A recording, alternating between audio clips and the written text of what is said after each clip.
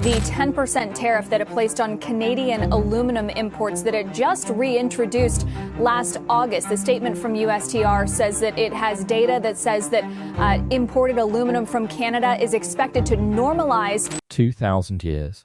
That's how long one Canadian deposit could supply the world's aluminum. Not 50 years, not a century, 2,000 years. Right now, the US is hitting Canada with 50% aluminum tariffs. China controls more than half of the global smelting. Western supply chains are fracturing in real time, and sitting under a small Saskatchewan town is a resource so large it doesn't just solve the problem. It makes the problem look irrelevant. But there's a catch, and it changes everything. The announcement came quietly, mid-2025. A junior mining company called Canadian Energy Metals filed a preliminary report on a deposit near Tisdale, Saskatchewan. They called it Project Thor. Early estimates 6.88 billion tons of alumina-bearing material, part of a broader 50 billion ton critical minerals deposit, including scandium and vanadium. Saskatchewan Premier Scott Moe heard the numbers and immediately compared it to the province's potash industry. A third of relative to the global reserves, to have a third of that resource present right here in Saskatchewan, that's a significant discussion. Already a multi-billion-dollar global operation that feeds global agriculture. That is not a casual comparison. And the timing? Right in the middle of the biggest Canada-US trade war in decades. Here's what the preliminary numbers say. Net present value, $72.3 billion OSD. Verify, SEMP file after tax year 72%. Capital cost to build, $6.3 billion. Annual operating cost, $1.66 billion. At full production, 1.88 million tons of aluminum per year. High purity alumina at 25,000 per ton. Chemical grade at 5,000 per ton. Now here's the detail that most people missed. The deposit sits just 20 to 50 meters underground. That's shallow. In mining, shallow means cheaper, faster, easier to scale.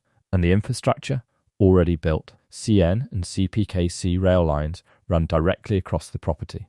A 544 megawatt hydroelectric source sits near Nipawin. Gas and transmission lines are already operational. Most deposits this size are stranded in remote geography with no way to move product efficiently.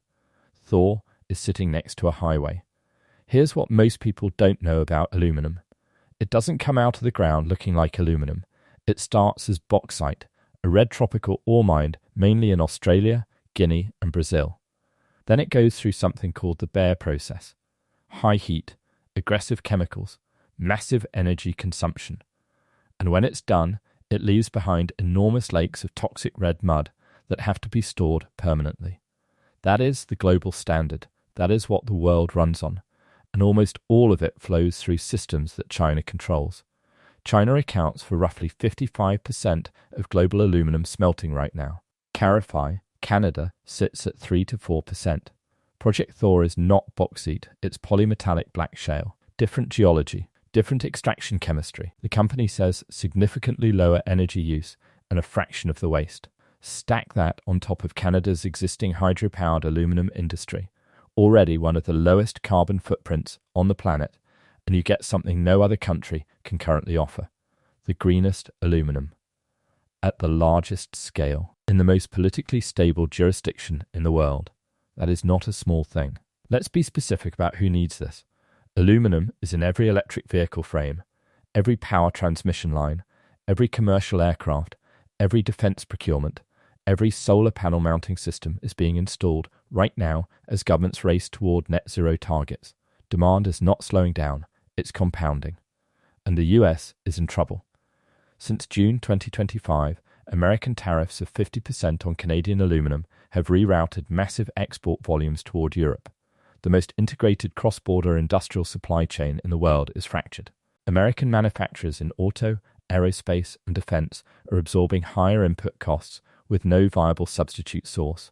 China's dominance over global smelting is exactly the kind of dependency that Washington has been trying to reduce for years, publicly, loudly, with significant policy dollars behind it. Thor is structurally the answer to that problem. Domestic to North America. Clean. Scalable. Already connected to both coasts by existing rail. The question is whether Canada captures that leverage or gives it away. This is where the story breaks open. Canada holds the deposit. Canada holds the infrastructure. Canada holds the green processing advantage. By every measure, this is the strongest critical minerals position Canada has ever been in.